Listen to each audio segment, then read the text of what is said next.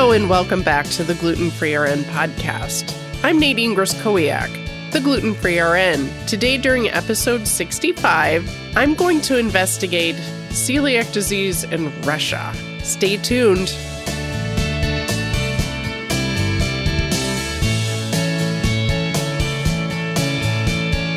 Hello and welcome back to the Gluten Free RN podcast. I'm Nadine the Gluten Free RN.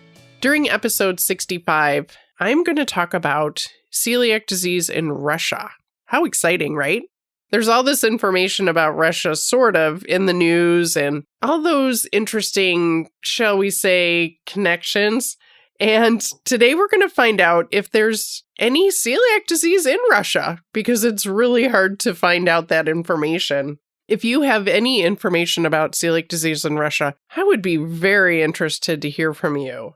I actually did a lot of research on celiac disease in Russia because it was fascinating to find out that for a country as large as it is, and that is predominantly a gluten-containing country, there's very little information about celiac disease proper. There are only a few research articles that I could locate that seem to be reputable about the information, and I've included all of those in the podcast notes. So there are the research articles or the information that I could find about celiac disease in the podcast notes. Russia's population is noted to be 144.3 million people, and that was from a population study in 2016. If Russia has the same estimated rate of celiac disease as the rest of the world, roughly 1%, then we would expect at least 1.4 million people with celiac disease in Russia. Well, apparently that's not the case. If they have celiac disease, they don't know it. There's very few people in Russia that know that they have celiac disease, and certainly not 1.4 million people. The Russian Federation is a dual nation state with over 185 ethnic groups, which are designated as nationalist. Indigenous peoples of Russia are genetically related to the indigenous people of the Americas. Remember the Bering Strait, how it was connected to Alaska, and people moved back and forth over the continents before that was separated. Russia is increasing its wheat production, although it is still behind the United States. It's increasing its exports of wheat to different areas of the world, including, of course, the Middle East and different parts of Africa. The Russian population is 1.89% of the total world's population. There are many articles about the low birth rate and depopulation of Russia. And while Russia has the largest landmass in the world, and the population is 144.3 million, and that was in 2016, while China has a population of 1.379 billion people. And India is close behind and is expected to surpass China with 1.324 billion people. That's a lot of people. Considering that the United States has 325.7 million people, which is 3 times as many as Russia. So the United States is currently estimated to have about 3 million people with celiac disease, which of course would be 1% of that 325.7 million people. But if Dr. Fasano is correct and the population that has celiac disease is actually 3%, then those numbers go up exponentially. I also found out that the world population is 7.6 billion as of December 2017. That's a lot of people. And if you're thinking, boy, that's a lot of numbers, Nadine, why are you talking about the population? Well, interestingly enough, we have to feed all of those people. Countries are responsible for feeding people. That's what they do, right? And they have to grow food, and it's very important what that food is. And if a certain population has celiac disease, we have to be interested in what food is being produced. The landmass of Russia is the largest country in the world. It constitutes 1/9 of the world's land area and is nearly twice the size of the United States or China. Interestingly, Russia did ban all the cultivation and breeding of genetically modified wheat. So they are a large producer of organic wheat. And as we all know, the European Union has banned the import of any wheat that has been genetically modified. We'll talk about that whole topic on another podcast, the topic of genetically modified wheat and what that means. So I want to reference what looks like a PowerPoint that was presented entitled Celiac Disease and Gluten-Related Disorders in Russia and Former Soviet Republics. This was presented by Elena Roslavtseva, MD, PhD, Scientific Center for Children's Health, Moscow. And I'm sorry if I mispronounce that name. It's actually spelled Roslavtseva. Elena Roslavtseva. As someone with a Eastern European name, Griskowiak, I understand that at times they do get mispronounced quite a bit. And this is going to be one of those times that I mispronounce a name.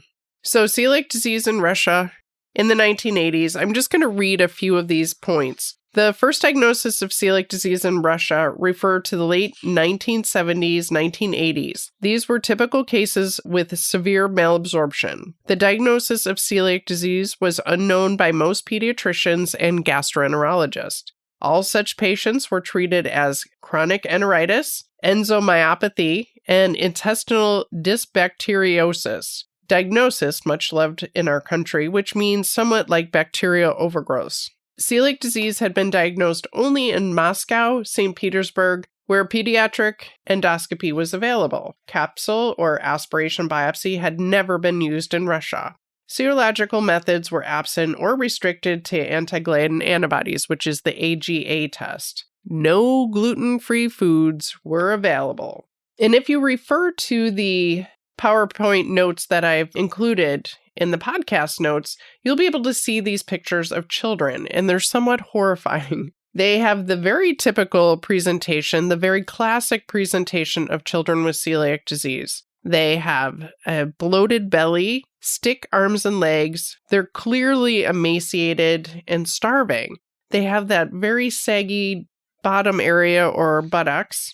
These children are starving. Malnutrition, starving, there's no way around it. In celiac disease in Russia in the 2000s, it's now the atypical extraintestinal forms are diagnosed more and more often, also in adolescents and adults, but severe typical forms in toddlers also exist. Again, these pictures are really quite sad. Celiac disease is well known in most of the regions of Russia. And it does say that research work is being held in many universities and medical centers. To my knowledge, after having gone to many of the meetings all over the world regarding celiac disease, I cannot say that I've ever met or heard anybody from Russia being in attendance at any of these meetings. So if they're out there and they're doing research, I really do appreciate that. It would be great to hear from you or see people from Russia or researchers at some of these conferences that are held. If you follow along with the podcast that's included, since 1990s, mass screenings were held in Romania, Slovakia, Slovenia, Estonia, Brazil, Argentina, Mexico, India, Turkey, Iran, Iraq, Libya, Algeria, Tunis, Saudi Arabia, Kuwait, Jordan, Cameroon, and New Guinea, with a found prevalence of 0.2 to 1.3% of the population. Of course, the Bedouins of Sahara have a prevalence of 1 in 18, which is very high. On the assumption celiac disease is the most widespread inherited disease in the world. So those mass screenings were apparently done. The United States has not done a mass screening. So we have an absence of mass screening at present in Russia and the United States. We do not have any certain data of celiac disease prevalence in Russia. So very concerning. Official registration of celiac disease patients is mostly absent except for a few regions, and there are a few screening studies in the risk groups, which show that the prevalence of celiac disease within these groups does not differ much from the Europeans. The approximate number of celiac disease patients based on the data provided by key specialists is very low. At the very most, even in St. Petersburg, the most people that were diagnosed are 1,500 to 2,000. In Moscow, it's only 800 to 900. Those are the two major cities in Russia. And what this PowerPoint is pointing out is that different areas of Russia have different testing available. Some don't have testing available. Some don't do the endoscopy. Some only have the anti-gluten antibody test available in their labs. So there's lots of variation in how practitioners can test for celiac disease, which probably very much limits how people could potentially even get diagnosed with celiac disease. I'll just give you 2 examples of what's noted in the particular PowerPoint. Celiac disease in Belarus. The official record of celiac disease in Belarus is 153 patients. They use anti-tissue transglutaminase and anti-gliadin assessment. The endoscopy and the small intestinal biopsy is obligatory. EMA antibodies and antibodies to diamide gliadin peptides are not available. HLA typing is not available in most cases. So we don't even know what the prevalence of the HLA-DQ2 or DQ8 gene is in certain areas of Russia. Certainly not in Belarus because it's not even available.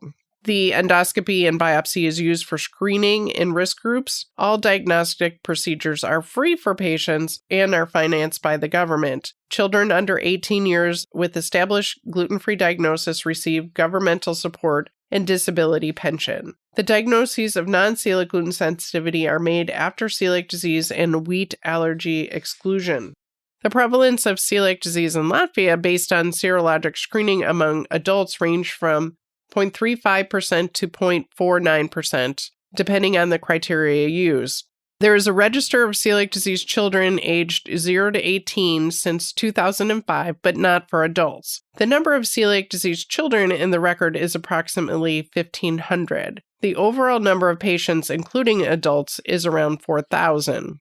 It is interesting to know that celiac disease screening is mandatory in all patients with insulin-dependent diabetes and autoimmune thyroiditis. And as a summary of the problems, absence of mass screening, few screenings and risk groups lead to absence of celiac disease prevalence data in Russia, absence of state programs of scientific research on celiac disease, low availability of well-timed serologic and genetic examination when celiac disease is suspected, main analyses are held by commercial laboratories, limited facilities for timely endoscopy with intestinal biopsy and quality histological examinations of biopsies, low skills of pathologists in celiac disease diagnostics, the use of anti-gliadin antibodies at celiac disease diagnosis, and widespread prescription of a gluten-free diet, which leads to the necessity of a gluten challenge, delays of diagnostics for years. So we can dispute that. And, there's very little information about celiac disease in Russia. So we have to take this all with a grain of salt. We'll take it with a grain of salt, not with a grain of wheat. And problems with the gluten-free diet compliance in Russia include the traditional Russian cuisine is rich in gluten ingredients. So the gluten ingredients would be wheat, barley, rye, and oats, primarily wheat, barley, rye, with the cross-contamination of oats. Insufficient understanding of the necessity of strict and lifelong compliance to the gluten-free diet by patients, their relatives, especially grandmothers, and doctors. Impossibility of the gluten-free diet in kindergarten, schools, sanatoriums, summer camps, restaurants, social deprivation of a child. The gluten-free substitutions, imported gluten-free products are expensive and in some regions unavailable completely. The presence of hidden gluten in manufactured products, no appropriate labeling, no state document which can force the manufacturer to label the gluten-containing substances in their products, including drugs and medications, and no social support of celiac disease patients in most Russian regions. So that's the vast majority of the information that I could find, with the exception of an overview of celiac disease in Russia, which is a review article. So in this article from the Journal of Immunology Research, which is titled Overview of Celiac Disease in Russia, Regional Data and Estimated Prevalence, they note that the worldwide distribution of celiac disease cannot be reliable without data from Russia, which occupies 1/6 of the global land area. Thus, the aim of this review is to present the data available on celiac disease epidemiology in Russia and to generate preliminary insight into this common chronic enteropathy. A couple interesting points from the discussion area of this paper. It says, in addition to the one detailed study focused on celiac disease prevalence in Russia that there has been published in the international scientific literature, several reports from geographically distinct regions on the topic can be found in local Russian scientific literature. These studies include reports on incidence rates and reports on celiac disease screening, most of which were performed in specific risk groups. However, the design of these studies and arsenal of diagnostic tools used for celiac disease diagnosis in some cases varies considerably, and this complicates the comparison of reported results. Nonetheless, these studies do show that the preliminary general situation of celiac disease in Russia seems to follow the general global tendencies. So celiac disease definitely is in Russia. It has not been found at a very high rate. So unfortunately, all of those people in Russia that have celiac disease are suffering that have not been diagnosed yet.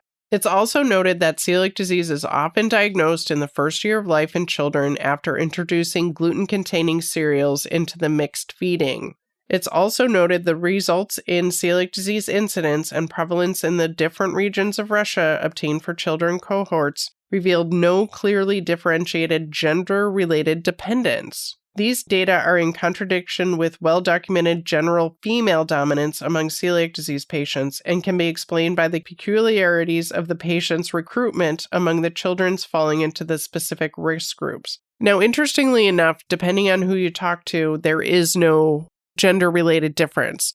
So it is considered to be one-to-one, but not all of the studies bear that out. I think in time, that will be the result, is that it is one-to-one, men to women, boys to girls.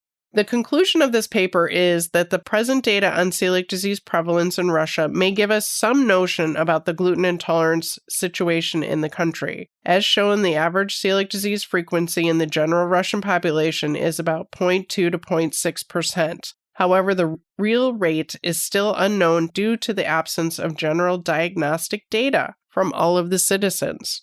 The presented Russian celiac disease prevalence values can be well explained by the celiac iceberg concept, and for this reason, we believe that the large-scale diagnostic screening covering all the major regions of Russia following certain criteria will clarify the true situation about gluten-related diseases, and in particular celiac disease. Well, there you have it. Celiac disease in Russia in a nutshell. There's not much data to be had and much more work to be done to find these people that are suffering and undiagnosed with celiac disease in Russia, especially in a country that eats a lot of gluten-containing foods. So if you're in a position in Russia to do research or any screening of a population, whether you have a doctor's office or a clinic that you run, it would be great to run any type of celiac testing on your patients to try to find them and prevent the suffering that goes along with undiagnosed celiac disease.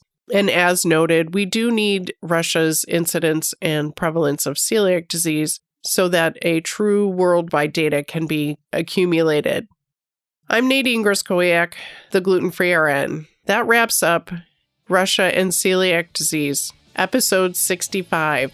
Thank you very much for joining me. And hopefully in the future, there will be a lot more information coming out of Russia regarding celiac disease, which of course I'll be happy to share with you. And until the next episode, this is Nadine Gruskowiak, the Gluten Free RN, signing off. Bye.